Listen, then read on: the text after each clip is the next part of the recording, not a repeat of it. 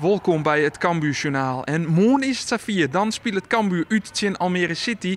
En een wedstrijd die dus mij publiek is. Er binnen goed 1300 taskorgers in het Janmaar-stadion in Almere aanwezig. Het is een onderdeel van de Field Lab experimenten om mij publiek wat te laten onderhoren dus bij voetbalwedstrijden. Voetballen met fans. Voor Cambuur weer de laatste keer in september van het vorige jaar. En dus zorgen ze hier in Leeuwarden de won uit. Het is super lang geleden. En ja, het is natuurlijk altijd anders als je gewoon met publiek gaat spelen. Dus ja, we hebben er sowieso allemaal super veel zin in. En ook al zijn het er maar 1500, het is super leuk dat je gewoon weer dat echte voetbalsfeertje gewoon weer. Dus zin in. Prachtig, prachtig. En ik snap dat mensen zeggen, ja, dan krijg ik bij Almere Cambuur. Maar ja, daar is de meeste kans op meesten, want dat is wel een topper. En laten we het sasje in, dit is goed. En dan hoop ik dat uw stadiontje straks ik wel mooi vol zit. Ja, dat zit een maandje wijze, want het is eerst een uitslag gekomen van deze test. Maar dit is alleen maar goed. Dit is alleen maar goed. En ja, ik hoop dat er weinig lawaai is, want dat betekent dat wij het heel goed doen.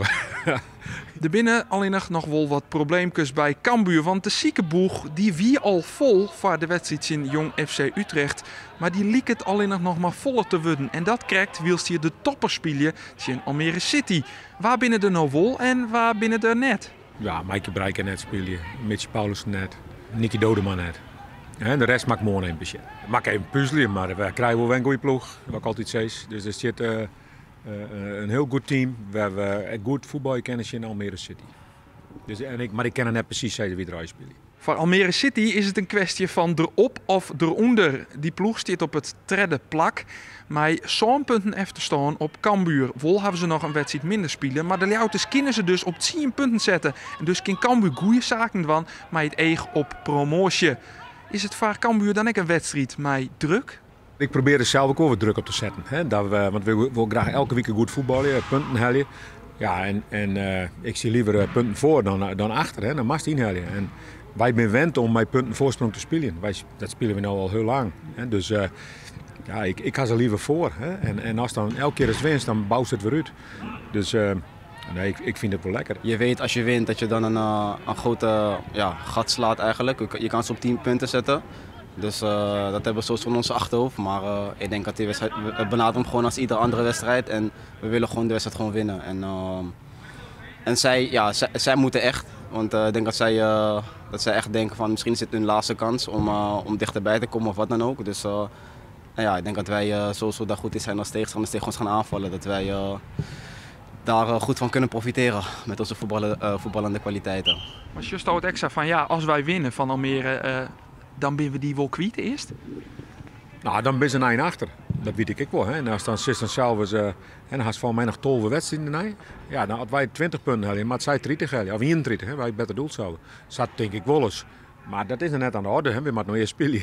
En dan geven we rekening. Laten we dan ook maar even zien in Almere. Hoe ter daar na de wedstrijd in Cambuur taal libben we.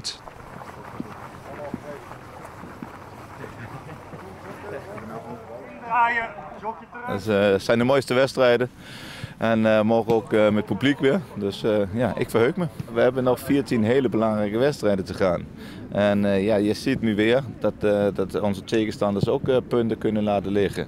En dan zeg ik, ja, morgen dan kan er misschien een groot gat komen naar de kop lopen. Maar dat doe je nog steeds mee op de 2 bovenste plekken.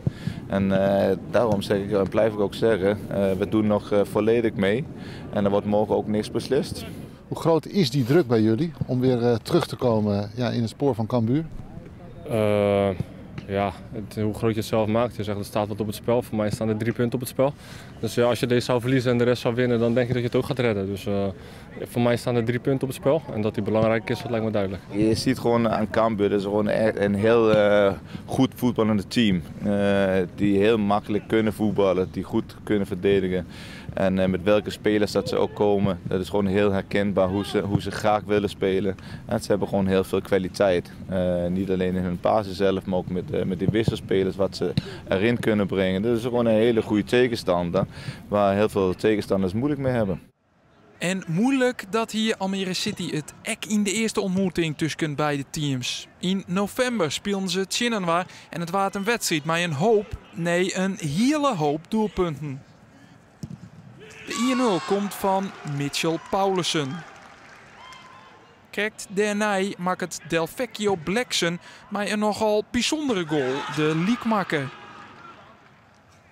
Maar dan rent Cambuur weer uit. Via 2 treffers uit hoekskoppen scoren Erik Schouten en Jamie Jacobs. Voor het skoft wordt het via Michael Breij dan zelfs nog 4-1. En het wordt nog mooier via deze fraaie goal van Robert Muren. En hij maakt het even later ek de 6-1.